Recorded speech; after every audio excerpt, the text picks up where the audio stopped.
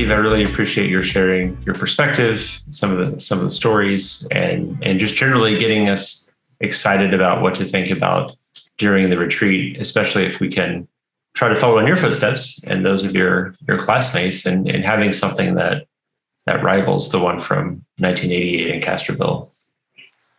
In Castroville, we broke down the Lyceum functions, the different aspects of what we did as an association, whether it was membership, whether it was programs, public conferences, and procedures, etc., values.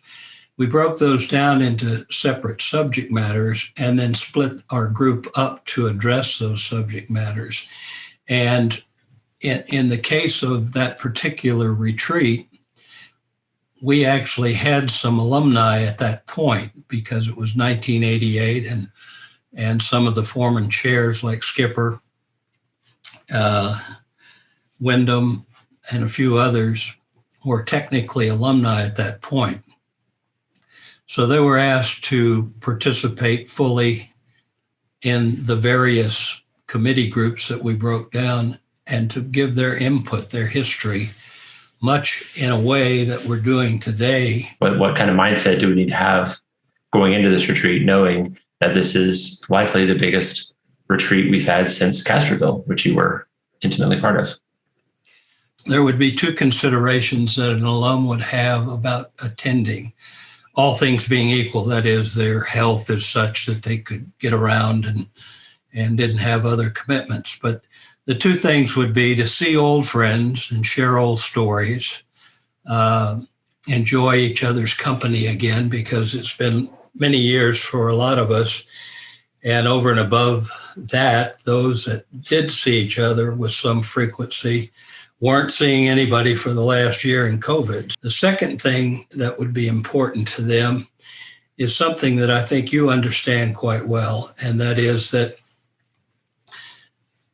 what is it about the Lyceum Association as it stands today that I might be able to add to it by my attendance, over than just having a good time? Is there some value I can bring to the current directors? I'd like to talk a bit more about Castroville, the 1988 conference, 1988 retreat, because when you look at the readout of it, a lot of what was affirmed or decided in the 1988 Castroville retreat is still in place today in 2021. It's 33 years later. And for an organization like the Texas Lyceum, that is a remarkable amount of time for this to stand the test of time. So I'd love to ask a bit more just about how the conference came together. Sometimes some people will hold retreats to say, we need to repurpose an organization or question its direction or make huge changes. My understanding is that's not how this retreat came about. And if you could share more about that, it'd be great. Well, you're exactly correct about your understanding of how it came about. What was important to know at that time was that there was this transition from the original founding directors. I was president, as I recall. Those that were left thought, we're losing some really fundamental, thoughtful people who created this. We've brought in a large number at that point. I think we had risen to 96 of people with varying degrees of understanding of the Lyceum Association, its history, its foundation, its values, its principles. And maybe it would be useful to gather together at that point, some 8 years after its founding, and visit with these members, these new members that were going to carry the organization forward, visit with them about the history. And in no way was it intended to question the history, question the purpose of the association, really question the makeup or the philosophies and principles that the association had developed and were espousing at that point. It was simply to educate the members in a setting that was perfect for that. Castroville, being a small town outside of San Antonio, was away from everything else. The temptations of doing anything else basically forced everyone to be together. We consciously set it up in a place called the Alsatian Inn, which was a kind of an older motel kind of location, had members rooming together on purpose, and without rooming with your best friend. We wanted to mix up the membership so that whoever they roomed with, they got to know, and vice versa. There was a real consciousness there about getting folks together from a friendly standpoint, a friendship, getting to know each other, much as you all have been denied with this COVID year, but also then to educate. And by educating, rather than lecturing, we broke it down into groups with subject matters, and then had the members of the group, for example, there was a discussion, I think at this particular retreat, about whether we wanted to change our formula for membership, or did we want to kind of create many lyceums all around the state, where there was a little league lyceum in El Paso and a little league lyceum here and there. And there were discussions about those kind of things. Why did we have 96 directors? Why were we looking for what we were looking for at the time? Why don't we consider something different? Do we continue the journal? Is it doing what it should do? Is it an effective piece? It takes a lot of work. Do we do annual conferences every year like we had been doing? A lot of work involved, a lot of money exposed when you're hiring or buying these speakers to come talk. They come with broad educations, broad experiences, and broad views about things. And so this was fairly intense sessions that we had, and a lot came out of that. But what didn't come out of that was a change in our fundamental values and our fundamental direction and our fundamental operational principles. It's stood the test of time 33 years later. Still very important to the Lyceum. Well, I hadn't given the thought to it that you just did, but that just tells me that those folks back then were pretty darn smart people. They were pretty fair people, fair-minded people. They were interested in the state of Texas, the values, the people of the state of Texas, and how best to achieve good results for the common good of the people in the state of Texas, its institutions, its political leadership, its business leadership. And my guess is that group of people that you're a member of today have similar mindsets and similar understandings that these fellows did. You mentioned Texas values, and my understanding is that the steward of Texas values, something that was very important to the Lyceum for a very long time, that came out of this retreat. And if you could talk a bit more about how really, not only, of course, Texas values, but using something like this to figure out what that next big thing is for the Lyceum, what that thought process was like. Well, you're right. It may have been the only new unique thing that maybe came out of that Castroville gathering. Most of what we did at Castroville was simply reviewing and discussing and refreshing our memories about the things that we started with in the 80s, early 80s, and shared that with the other people that were newer to the association at that time. We came to know each other's families as friends. And the recognition occurred, I suspect, at the Castroville meeting that those friendships were going to dissipate if we didn't figure out something to do to keep an occasion or something that would draw the alumni and their family members back together occasionally to visit and enjoy each other. And we commissioned Jim Wyndham and Nancy Speck, and I think Ann Quirk was part of that group, to go think about that subject a little bit. And they did.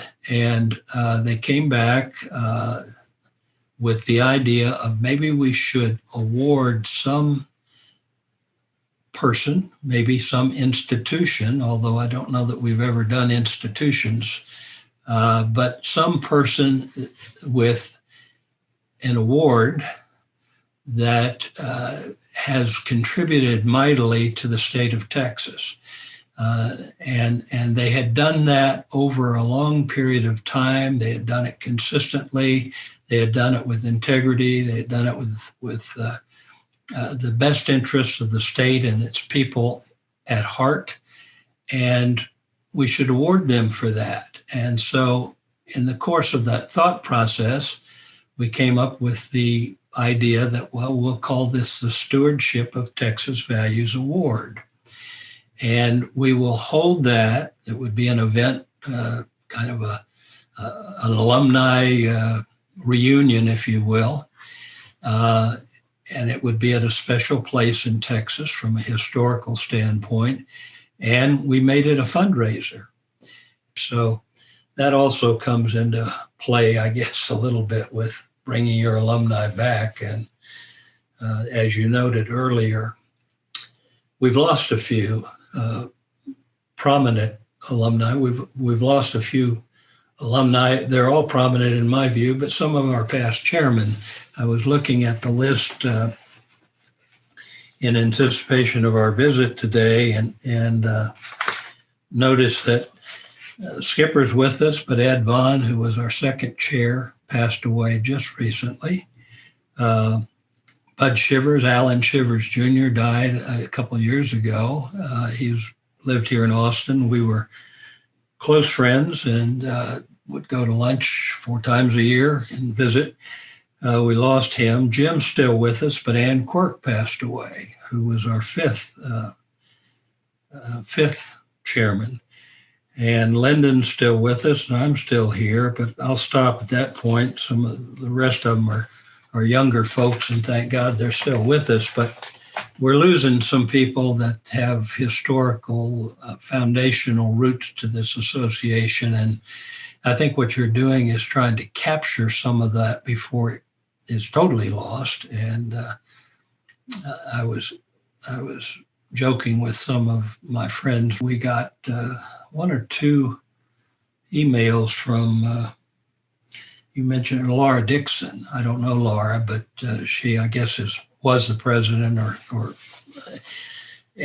those were passing on messages about we just lost somebody or we just lost someone else. And I was kidding our guys. I said, we need to get this done. I don't want to be the subject of the next Laura Dixon email about who's here and who isn't.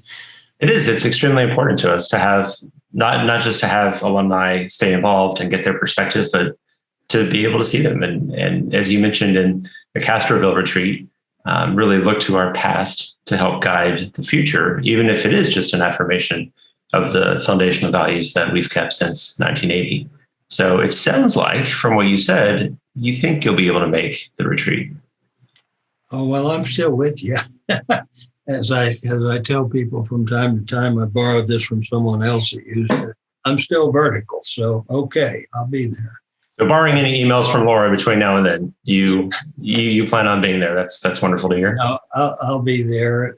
Bring my wife Diane, who has some health issues, but we'll be there and look forward to it. So, and San Antonio, of course, is a great city to come visit. There's lots to do, and Hopefully we won't be confronting some variant of COVID that Dr. Fauci decides we shouldn't gather for. And I think we're on the right side of that curve at this point now. At least I feel pretty good about it. Most of us, if there's an advantage to being an old geezer, it was that you were first in line for shots pretty good. And we're certainly making precautions so that people feel comfortable. But hopefully the only shots we'll have to worry about are the ones that we get from the bar at the hotel in San Antonio.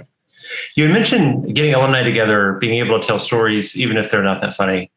I think they're very funny. The stories that you shared when we visited a bit earlier, and that you shared via email. And if you'd be willing to share one or two of those stories to get a sense of what it was like in the older days, spy thrillers, meeting prime ministers, some pretty good stuff that you were involved in. Well, I'll just kind of shotgun a few of these things, and maybe you can flesh them out with questions if you think they're worthy of further discussion. But I mentioned to you in an email an event we had where it was 1984's public conference. And our keynote speaker for the evening at the gala dinner, black tie dinner, was former Prime Minister of England, a fellow named Ted Heatwell. I referred to him in my email to you, his James Bond. They had a Secret Service guy that, whatever they call them in England, bobbies or whatever, that were assigned to former prime ministers like we do with our presidents. And so I contacted him and introduced myself, and he knew, of course, that they were coming to, I think we were in Dallas that year, coming to Dallas for that conference. And I told him that it's been our trade as well as pleasure to try to provide something to our guests that make it seem a little bit like home for them, something they like. Ronald Reagan liked jelly beans in his room, things of that nature. And what was it that the prime minister might enjoy having in his room when he got to Dallas? I think we're at the Lowe's Anatole, as I recall. And so he said, well, the prime minister would enjoy the Glenfiddich. It's a single malt Scotch. Well, I wasn't familiar. I had a few Scotches in my life, but they were all American Scotch, Johnny Walker's or Chivas Regal, whatever it was. So I said, well, that'd be just fine. I'm not familiar with it, but we'll be more than happy to have a bottle of Glenfiddich waiting for him in his room. And there was this pause, and I wondered what I had just said that might cause such a pause.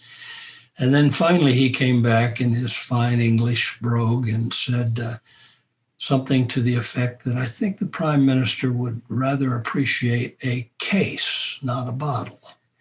Well, I quickly said, absolutely, we'll have a case for him, not knowing what I was talking about. And I quickly got on, I'm not sure I was doing internets in those days, but I quickly found out that the Glenfiddich was a rather healthy price at the liquor stores for a bottle of that. And so a case was going to be, we needed to double check our budget for the conference that year to see if we could handle that. But we did. And what was interesting about the prime minister was that he stayed in his room for the most part, but he would leave his room door open. And if you came by there, I mean, he'd be inviting you in to come share stories with him, sharing meaning he told the stories, you listened, and share his whiskey with you. And you could spend a lot of time with the prime minister in his room if you, you didn't have some way to excuse yourself and go somewhere else. But he was a great guest and an enjoyable person to host and did a wonderful job at our conference. We had Kissinger there, and I think that seems to be a name that rang the bell of even our young folks at this point. And Dr. Kissinger was He was our keynoter in '83, the year before Prime Minister Heath. And he was, we were talking to somebody about one step below the Lord at that particular time in our lives. This was a big dog deal, this Henry Kissinger guy, and so we were quite proud that we got him, and there was a Harry Walker agency lined that up for us for a pretty penny, but Kissinger required that we get him a helicopter out of New York City over to the airport and then first class airplane. But I think we ended up sending a private plane from one of our wealthy senior advisors from Houston to pick him up. And he came down and we had breakfast with him, a private breakfast, which was special and not an extra charge, thank goodness.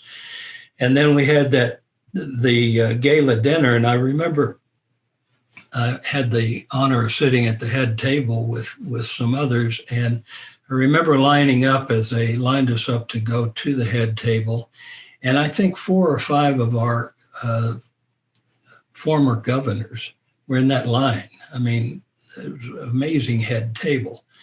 And I remember his opening line. Dr. Kissinger stood up. He was introduced by John Connally, Governor Connally, and he stood up and looked out over the audience, and there must have been 300-400 people there, all in black ties and looking very important. And he observed from one side of the audience to the other side of the audience and said, he was pleased to see that we had a gathering that covered everybody from A to B. And of course, everyone paused for a minute, but then realized he had perceived that this was a very narrow-minded audience of conservative Texans, and he was going to visit with them in that context. And that got a big laugh. And so anyway, those are a few stories that come to mind. I'm sure there are hundreds of others that a Scotch or two might loosen up for me, but my wife wouldn't let me bring one of those up today. So hopefully we can get them at the retreat. Well, we'll bring our own if necessary. Your stories or your own Scotch? My wife assures me that the Scotch makes the stories a lot more boring, but I tend to think that they're more interesting. And I can just tell you, if it's being organized by and attended by people of that spirit and that nature and that character, it's going to work. And you're not going to know exactly how it works or how it's going to work, but all of a sudden, when you come away from it, you'll say, "Good golly, we did something really good." It came together for whatever reason, and I think we walked away from that first conference in Dallas back in 1980, telling ourselves that I don't know what just happened, but it was really, really good, and that spurred us forward with other thoughts and activities that end up where we are in 2021. So you'll find that same thing, I am sure, that will come from your retreat in July. Absolutely, and we will certainly bring the stories and have a wonderful time. So thank you for taking the time to chat today, Steve. Really, really appreciate it. Nice meeting you. Okay. Likewise. Thank you, Zach. Sounds good. Bye-bye. See you in July. In July.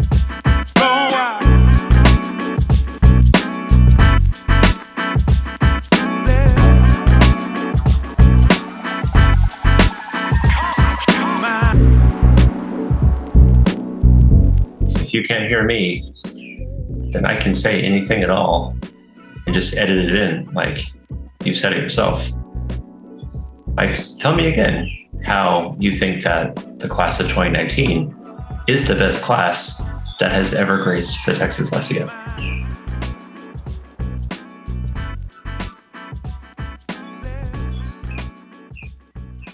Oh boy.